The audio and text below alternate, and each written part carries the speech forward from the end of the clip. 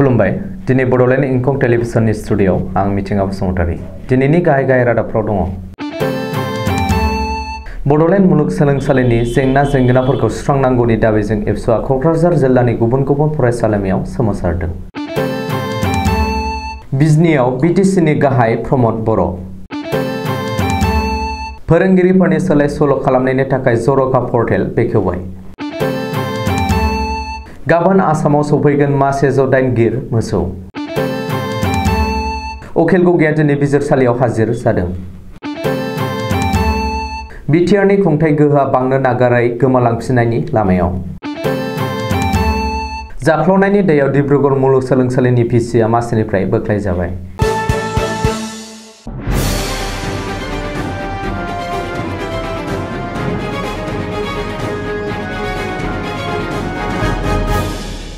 बडोलेण्ड मुलुगसोलोंसालिनि जेंनाफोरखौ सुस्रांनांगौनि दाबिजों एबसुआ दिनैबो सोमावसारदों।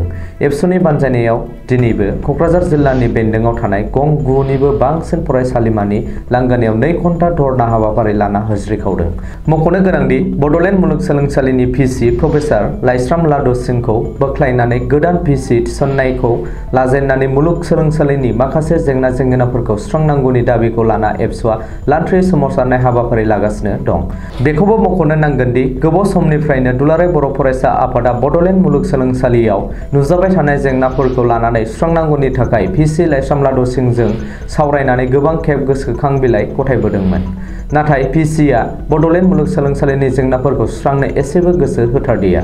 जाउनाव एबसुआ लान्थ्रि सोमावसारनायखौ लानो गोनां जादों। मिथिनो हानाय बायदिब्ला थाखानाय माखासे दाबिफोरखौ लानानै क'क्राझार जिल्लानि बेन्दोंआव थानाय क'क्राझार सोरखारि फरायसालिमा, Kokrajhar commerce college, Kokrajhar science college, Kokrajhar girls college, दतमा इउएन ब्रह्म कलेज, जनता कलेज सेरफांगुरि, जमदुवार कलेज, गसाइगाव कलेज आरो टिपकाइनि जिकेबि कलेजनि लांगोनायाव गावबा गाव फरायसालिमानि दालाइसा एबसु आरो लिटारेरि गौथुमा दिनै जथाय 2 घन्टा धरना हाबाफारि लादों आरो होज्रिखावदों।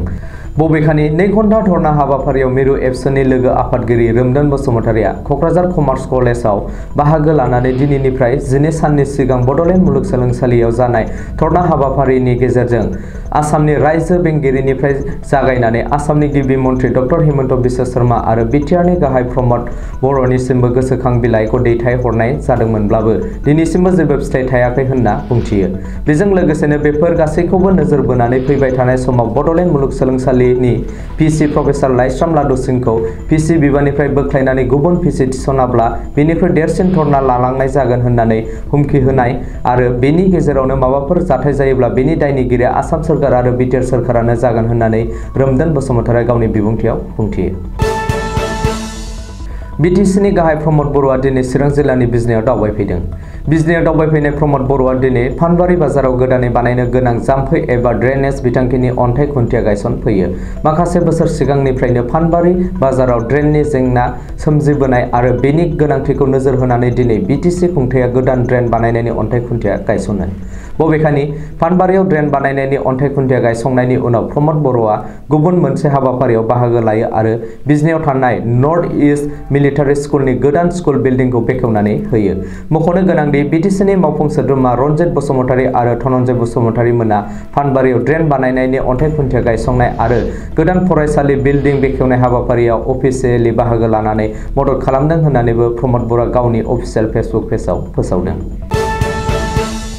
फोरोंगिरिफोरनि सोलाय सोल' खालामनायनि थाखाय सोलोंथाइ बिफाना जर'खा पर्टेल फोसावबाय।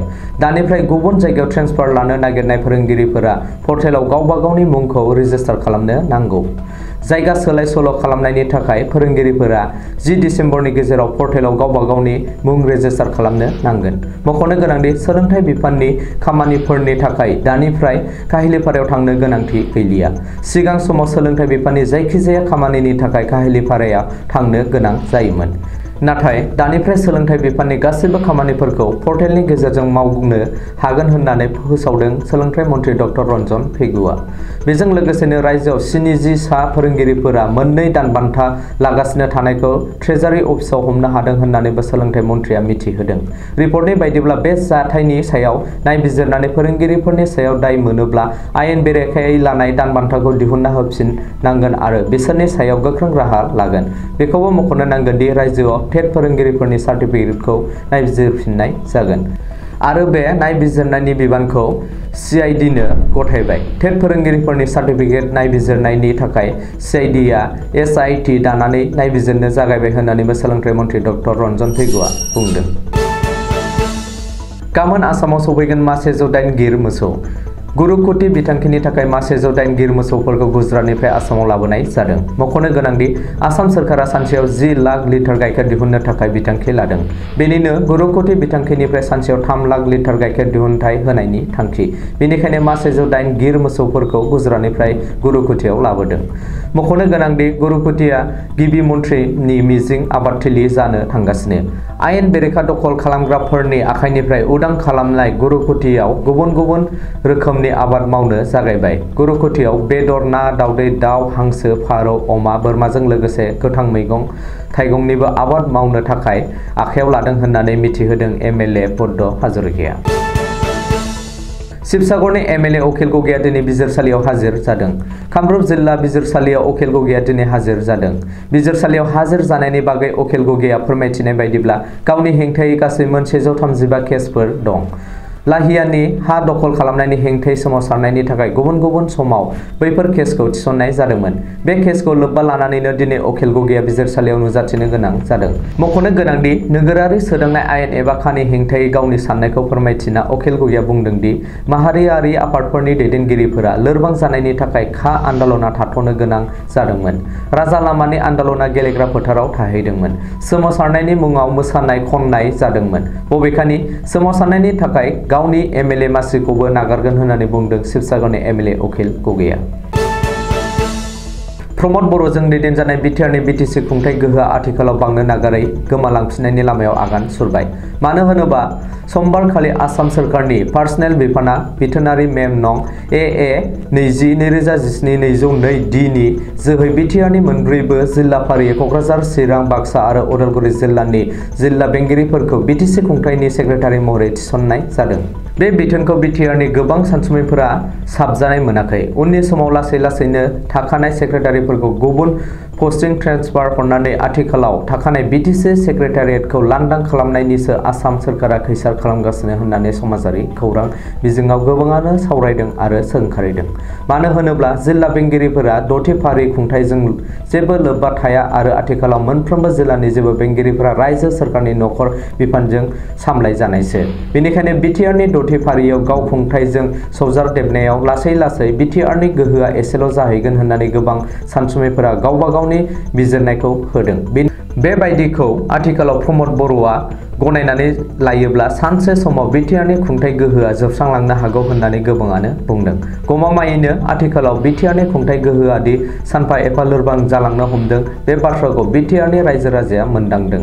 बेनि फोरमाना जादों आथिखालाव बिटिआरनि BTC खुंथाया PNRD बिफाननि उदालगुरि आरो भेरगाव जौगा खोन्दोआरि मावख'नि सानै एकाउन्टेन्ट फारियै भेरगाव डेभेलपमेन्ट ब्लकनि सेनियर एकाउन्टेन्ट आरो उदालगुरि डेभेलपमेन्ट ब्लकनि एकाउन्टेन्ट महम्मद सामिद आली मोनखौ सोलाय सोल' खालामनोबो आसाम सोरखारनि PNRD बिफाननि कमिशनार आरो सेक्रेटारिखौसो खावलायहरनो गोनां जादों। बेनि ओंथिया जादों सोलिफु बोसोरनि थांनाय 4 जुनाव मोन 16 बिफानजों लोगोसे PNRD बिफानखौबो बिटिआरनि प्रिन्सिपाल सेक्रेटारिया जिल्ला बेंगिरिफोरनो गथायनानै होबाय। आथिखालाव बे बिफानखौ मुङावल' डिपुटि CM गबिन्द चन्द्र बसुमतारिया बिबान लानानै दं, नाथाय गुबैयै गोहोआ DC एबा आसाम सोरखारनि आखायावसो दंसै। आयेन बेरेखायै जाफ्लांनायनि दायाव डिब्रुगड़ मुलुगसोलोंसालिनि भाइस चेन्सेलर डक्टर रन्जित तामुलीखौ आसामनि रायजो बेंगिरि जगदीश मुखिया मासिनिफ्राय बोख्लायदों। समबारखालि रायजो बेंगिरि मावख'निफ्राय ओंखारनाय बिथोन नं GSA 1221 PT2 200 नि जोहै डक्टर रन्जित तामुलीखौ बोख्लायनाय जादों। लोगोसे बे बिथोनाव बेखौबो मख'नाय जादों दि PCनि बिबानाव थानाय समाव डक्टर तामुलीया गोबां बिथिङाव जाख्ल'बोदों। नंखाय बिल खालामनानै सोरखारनि धोनखौ जाख्ल'बोदोंमोन। जेरै नंखाय मेडिकेल बिल 2,24,232 रां, बान्था होनायनि मुङाव 14,54,960 रां, ट्रेभेलिं 59,650, असमिया बिफानाव 7,60,900 रां, एडमिसननि 1,09,400 रां। बेबायदिनो गुबुन गुबुन बिथिङाव डक्टर रनजित तामुलिया जाख्ल'नाया सैथो। मख'नो गोनांदि डिब्रुगढ़ मुलुगसोलोंसालिनि गासैबो फोरोंगिरि आफाद, मावफारिया आफाद आरो फरायसा आफादा भिसि डक्टर रनजित तामुलिनि बेरेखायै धरना होदोंमोन आरो मासिनिफ्राय बोख्लायनांगौ होननानै दाबि खालामदोंमोन। दिनैनि रादाबा एसेनोसै। गोजोन्थों।